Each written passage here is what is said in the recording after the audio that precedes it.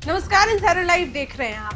देखिए, बिहार की राजनीति में एक चर्चा जो बहुत दिन से हो रही है, लगभग 30 जुलाई उसके पहले से, कि मुकेश सहनी कहां रहेंगे, मुकेश सहनी क्या करेंगे। ये चर्चा आज से नहीं बल्कि बहुत दिन से हो रही है।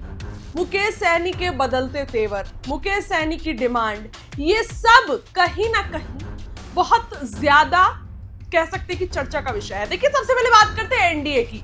एनडीए में हमने आपको बताया था कि सीटों का बंटवारा हो गया है। 100 सीटें जो है वो जदयू ने ले लिया है और बची 143 सीटें जदयू ने बीजेपी को सौंप दी है कि आप इस 143 में डिवाइड कर लीजिए कि चिराग पासवान कितनी सीट पर लड़ेंगे, जितन राम मांझी कितनी सीट पर लड़ेंगे, आरएलएम कितनी सीट पर लड़ेगा और बीजेपी कितनी सीट पर लड़ेगा।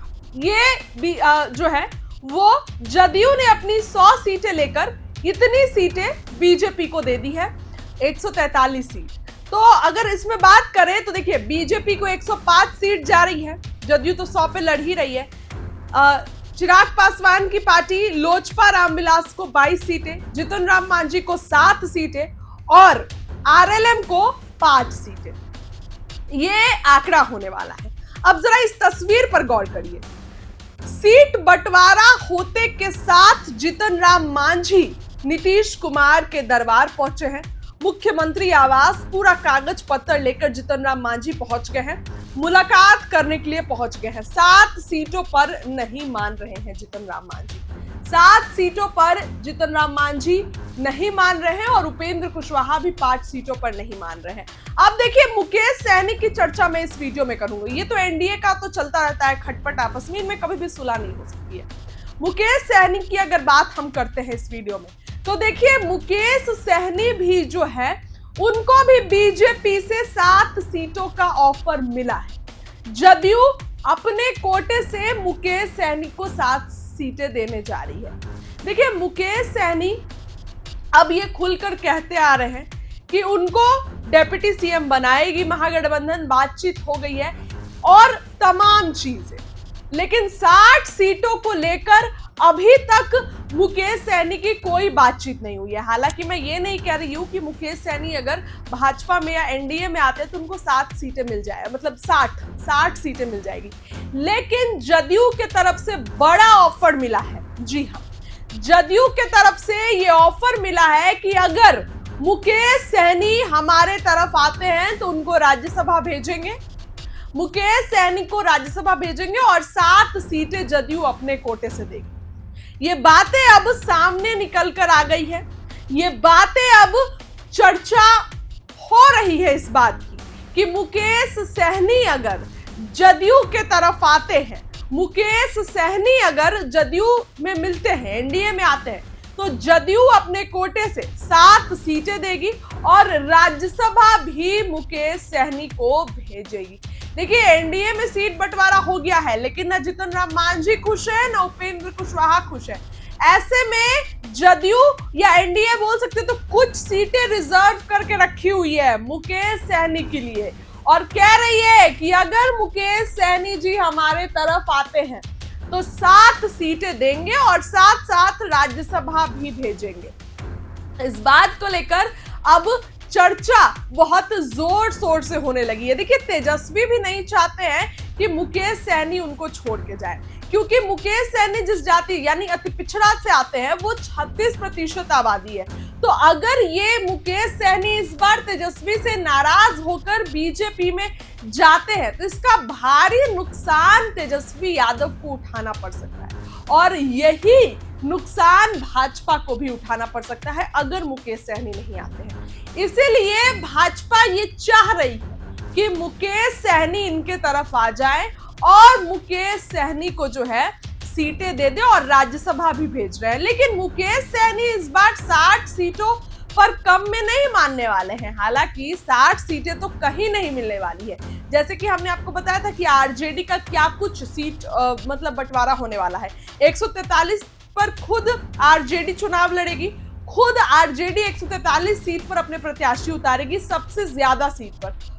100 सीट जो बच रही है उसमें 60 सीट कांग्रेस को जाएगा। 40 सीटें बची तो उसमें माले और मुकेश सहनी, माले मतलब कि लेफ्ट के विधायक और मुकेश सहनी में बंटवारा होगा। आरजेडी में महागठबंधन में यही सीट का बंटवारा हो रहा है। लेकिन बड़ी खबर यह है कि बीजेपी, जदयू अब कहते हैं ना लालच दे रही है, तो जदयू अब मुकेश सहनी को राज्यसभा भेजेगी और 7 सीटों पर बात मनाने की कोशिश हो रही है। मुकेश सहनी के साथ मान मनोवल चल रहा है। देखिए, मुकेश सहनी का इतिहास रहा है। अब अभी तो मुकेश सहनी बोल रहे हैं कि हम महागठबंधन में रहेंगे, सब कुछ ठीक है, कोई दिक्कत नहीं है।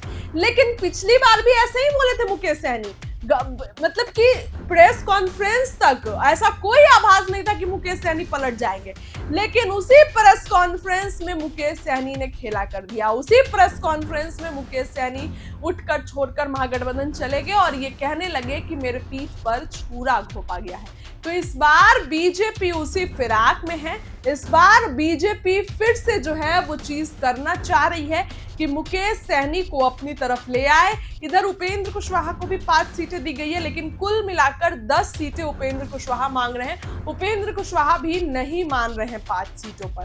तो अभी एनडीए में घमासान जहां मचा ही हुआ है, वैसे में मुकेश सहनी को भी लालच दिया जा रहा है कि आप भी हमारे साथ आ जाइए और राज्यसभा भेजेंगे। और इसके साथ साथ 7 सीटों का ऑफर मुकेश सहनी को दिया गया है। अब ये तो मुकेश सहनी पे डिपेंड करता है कि मुकेश सहनी किधर रहना चाहते हैं। मुकेश सहनी का अभी तक तो यही बोल है कि महागठबंधन में रहेंगे। डिप्टी सीएम के लिए बात हो गई। और देखिए, मैंने भी खबर बताई थी कि देर रात दिल्ली में जो मीटिंग हुई उसमें मुकेश सहनी के डिप्टी सीएम बनने पर राजी हो गया है महागठबंधन। लेकिन शर्त यह है कि एक और कांग्रेस का भी कोई महागठबंधन से ही कोई और डिप्टी सीएम होगा, यानी कि 2 डिप्टी सीएम होंगे मुकेश सहनी और एक और दावेदार कांग्रेस से होगा और तेजस्वी सीएम होंगे। ये महागठबंधन में रेडी हो गया है। लेकिन बीजेपी इधर ऑफर दे रही है मुकेश सहनी को जदयू की तरफ से। जदयू बोल रही है कि हम आपको 7 सीट देंगे, आप आइए और राज्यसभा भी भेजेंगे। जबकि जदयू में, एनडीए में अभी खुद ही सीट बंटवारा नहीं हुआ है।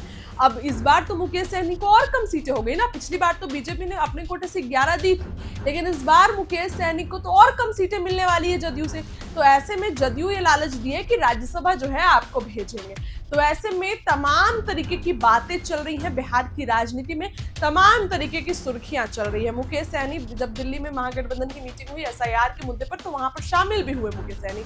लेकिन राजनीति में कुछ भी संभव है, ये खुद भाजपा नेताओं के बोल थे मुकेश सहनी को लेकर। तो संभव तो है ही, मुकेश सहनी अगर कुछ बड़ा फैसला ले तो आश्चर्य करने की बात नहीं होगी। अब आने वाले दिनों में क्या कुछ मुकेश सहनी फैसला लेंगे, ये भी देखने वाली बात होगी। लेकिन भाजपा अब उनका मन टटोलना शुरू कर दी है, लालच देना शुरू कर दी। और आपको याद होगा कि मुकेश सहनी ने कहा था कि अगर भाजपा प्रधानमंत्री निषाद समाज को आरक्षण देंगे तो मैं प्राण भी दे दूंगा। तो बस भाजपा ये कदम भी कभी भी उठा सकती है। इस खबर के लिए इतना ही। बहुत बहुत धन्यवाद।